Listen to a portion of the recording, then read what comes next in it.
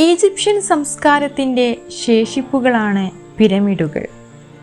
മരണാനന്തര ജീവിതത്തിന് ഭൗതികതയുടെ സുഖഭോഗങ്ങൾ ആവശ്യമാണെന്ന് വിശ്വസിച്ച ഈജിപ്ഷ്യൻ ജനത രാജാക്കന്മാരെ ദൈവങ്ങളാണെന്നും അവരുടെ ആത്മാക്കൾക്ക് മരണമില്ലെന്നും വിശ്വസിച്ചു.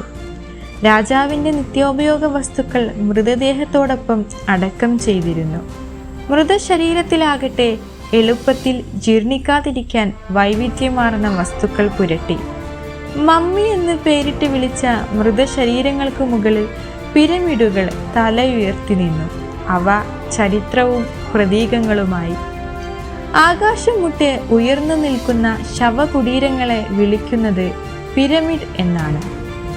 വളരെ വിസ്തൃതമായ അടിത്തറയിൽ നിന്ന് പിറവിയെടുക്കുന്ന പിരമിഡുകൾ മുകളിലേക്ക് ഉയരുന്തോറും വിസ്തീർണം കുറഞ്ഞ് കൂർത്തൊരു മുന പോലെയാകും. മുകൾ വശങ്ങൾ ത്രികോണാകൃതിയുള്ളതും അവയെല്ലാം തന്നെ ഒരു ബിന്ദുവിൽ കേന്ദ്രീകരിക്കുന്നവയുമാണ്. എല്ലാ പിരമിഡുകളും നിർമ്മിക്കപ്പെട്ടത് മണ്ണ് കൊണ്ടോ അനേകം കല്ലുകൾ കൊണ്ടോ ആയിരുന്നു. സാധാരണക്കാരായ ജനങ്ങളുടെ മൃതശരീരങ്ങൾ പിരമിഡുകൾക്ക് താഴെ അടക്കം ചെയ്തിരുന്നില്ല. രാജാക്കന്മാരുടെ മൃതശരീരങ്ങളാണ് സൂക്ഷിച്ചിരുന്നത്. അനേകം തൊഴിലാളികൾ വർഷങ്ങളോളം കഠിനാധ്വാനം ചെയ്താണ് ഓരോന്നും നിർമ്മിച്ചിട്ടുള്ളതെന്ന് ചരിത്രരേഖകൾ സാക്ഷ്യപ്പെടുത്തുന്നു. പിരമിഡുകളുടെ നാട്.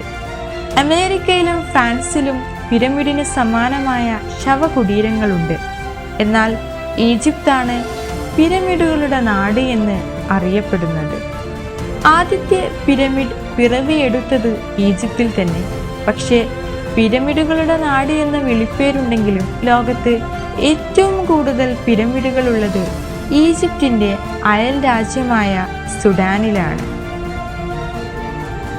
ചരിത്രരേഖകൾ പ്രകാരം അനേകം വർഷങ്ങളുടെ പ്രയത്നമാണ് ഓരോ പിരമിഡിൻ്റെയും പിന്നിലുള്ളത്.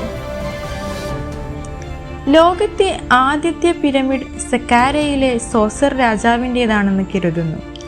ആദ്യത്തെ ശിലാനിർമ്മിതിയും ഇതാണെന്ന് കരുതപ്പെടുന്നു. ഈജിപ്ഷ്യൻ ഓൾഡ് കിങ്ഡത്തിലെ പ്രമുഖ രാജാക്കന്മാരിൽ ഒരാളായിരുന്നു ഇദ്ദേഹം. സോസർ രാജാവിൻ്റെ മന്ത്രിയും വാസ്തുശില്പിയുമായ ഇംഹോറ്റെപ് ആണ് ആദ്യത്തെ പിരമിഡിൻ്റെ രൂപകൽപ്പന ചെയ്തത്. മുകൾ തട്ടിലേക്ക് കയറിപ്പോകാൻ പടികൾ നിർമ്മിച്ച ഇവയെ സ്റ്റെപ്പ് പിരമിഡ് എന്നാണ് വിളിക്കുന്നത്. ഹൂണി രാജാവിൻ്റെ പിരമിഡാണ് അവസാനത്തെ സ്റ്റെപ്പ് പിരമിഡ്. അദ്ദേഹത്തിൻ്റെ കാലശേഷം മകൻ നെഫറു സ്റ്റെപ്പ് പിരമിഡിനെ പരിഷ്കരിച്ചു. പടികൾ ഒഴിവാക്കി കുത്തനെ ചെരിവുകൾ വരുത്തിയ പിരമിഡാണ് അദ്ദേഹത്തിന് വേണ്ടി പണി കഴിപ്പിച്ചത്. ത്രികോണത്തിൻ്റെ വിസ്തീർണം കണക്കാക്കുന്ന രീതി ലോകത്തിന് സമ്മാനിച്ചത് ഈജിപ്തുകാരായിരുന്നു. പിരമിഡിൻ്റെ ആകൃതി ഈജിപ്ഷ്യൻ അടിസ്ഥാന വർഗത്തെ സൂചിപ്പിച്ചിരുന്നു.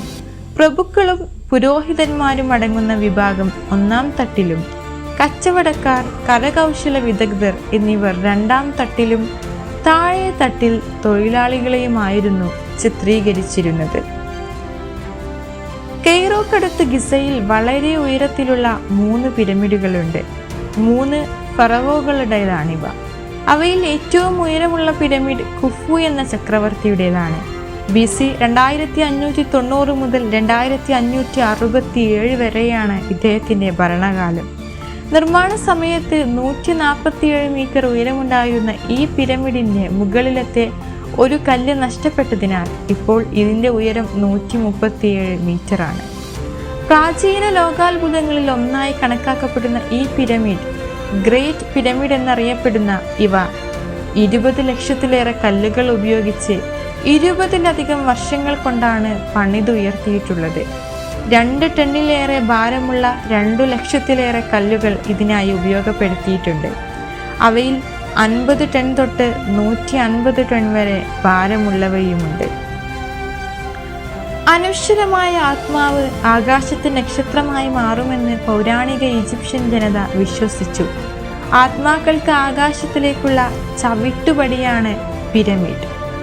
മരണാനന്തര ജീവിതത്തിലേക്ക് സൂക്ഷിച്ചു വെക്കേണ്ട ഭക്ഷ്യവസ്തുക്കളും സ്വർണ്ണ നിക്ഷേപങ്ങളും സൂക്ഷിക്കാൻ കൊട്ടാര സമാനമായൊരു കെട്ടിടം വേണമെന്ന ചിന്താഗതിയായിരുന്നു പിരമിഡ് നിർമ്മാണത്തിനുള്ള കാരണം. മരണാനന്തര ജീവിതത്തിൽ വിശ്വസിച്ചിരുന്ന ഈജിപ്തുകാർ മരണാനന്തര ജീവിതം സുഖപ്രദമാക്കാൻ വേണ്ടിയാണ് ധാരാളമായി സമ്പത്ത് ചെലവഴിച്ചിരുന്നത്. മരിച്ചു കഴിഞ്ഞാൽ ഒസിരിസ് ദേവന്റെ സാമീപ്യത്തേക്കാണ് ഓരോ ആത്മാവും എത്തിച്ചേരുകയെന്നായിരുന്നു ഇവരുടെ വിശ്വാസം. ഭൂമിയിലുള്ളതിനേക്കാൾ മികച്ച ജീവിതമായിരിക്കും അവിടെ ലഭിക്കുക. അങ്ങനെ ജീവിക്കണമെങ്കിൽ ഭൂമിയിലെ ശരീരം കേടുകൂടാതെ ഇരിക്കണം. അതിനൊരു പോംവഴിയും അവർ കണ്ടെത്തി. എംബാം എന്നാണ് ഈ രീതിക്ക് പറയുന്നത്. ആധുനിക ശാസ്ത്രത്തിൻ്റെ ഉദയത്തിന് മുമ്പേ എംബാം ചെയ്യുന്ന രീതി ഈജിപ്തുകാർ മനസ്സിലാക്കിയിരുന്നു. പിരമിഡിന്റെ പണി തുടങ്ങുന്നതിന് മുൻപ് വിസ്തൃതമായ സ്ഥലം കണ്ടെത്തുകയും തറ പണിയുന്ന സ്ഥലത്തിന് ചുറ്റും കിടങ്ങുകൾ കുഴിക്കുകയും ചെയ്തിരുന്നു. ഇതിലേക്ക് നൈൽ നദിയിൽ നിന്നുള്ള ജലം കയറ്റി ജലനിരപ്പ് അടയാളപ്പെടുത്തുന്ന രീതിയാണ് അടുത്ത പടി. വിശാലമായ തറനിരപ്പ് തുല്യമാണോ എന്ന് പരിശോധിക്കാനായിരുന്നു ഇത്. ജലം ഓരോ നിരപ്പിലാണ് നിൽക്കുകയെന്ന കാര്യം അവർക്കറിയാമായിരുന്നു. ജലനിരപ്പ് അടയാളപ്പെടുത്തി കഴിഞ്ഞാൽ കിടങ്ങിലെ ജലം വറ്റിച്ച് ആവശ്യമായ അളവ് വരെ കല്ലും മണ്ണും നിറക്കും. ഇതിനു മുകളിലാണ് പിരമിഡിന്റെ നിർമ്മാണം നടക്കുക. ആദ്യം മുകളിലേക്കും പിന്നെ താഴേക്കുമാണ് നിർമ്മാണം. ഈജിപ്തിലെ ഭരണാധികാരിയായ തുത്മോസ് ഒന്നാമൻ തന്നെ അടക്കം ചെയ്യാൻ കണ്ടെത്തിയ ഭൂമി തീബ്സ് നഗരത്തിന്റെ പടിഞ്ഞാറ് ഭാഗത്തായിരുന്നു. രാജാക്കന്മാരുടെ താഴ്വര വാലി ഓഫ് ദി കിങ്സ് എന്നറിയപ്പെടുന്ന ഭൂമിയിലാണ് തുത്മോസ് ഒന്നാമൻ ഫറോവകളെ അടക്കം ചെയ്യാൻ തുടങ്ങിയത്. ഈ കല്ലറകളിലും രത്നങ്ങളും വിശിഷ്ട ഭോജ്യങ്ങളും സ്വർണ്ണ നിക്ഷേപങ്ങളും അവർ അടക്കം ചെയ്തിരുന്നു. പിരമിഡ് നിർമ്മാണത്തിൽ വൈവിധ്യമാർന്ന രീതികളാണ് ഈജിപ്തുകാർ പരീക്ഷിച്ചിട്ടുള്ളത്. അവയിൽ step pyramid, layer pyramid, bend pyramid, buried pyramid എന്നിങ്ങനെയുള്ളവയുമുണ്ട്. പിരമിഡുകൾ ഇന്നും ലോക ചരിത്രത്തിന് മുന്നിൽ വിസ്മയമായി നിലകൊള്ളുന്നു.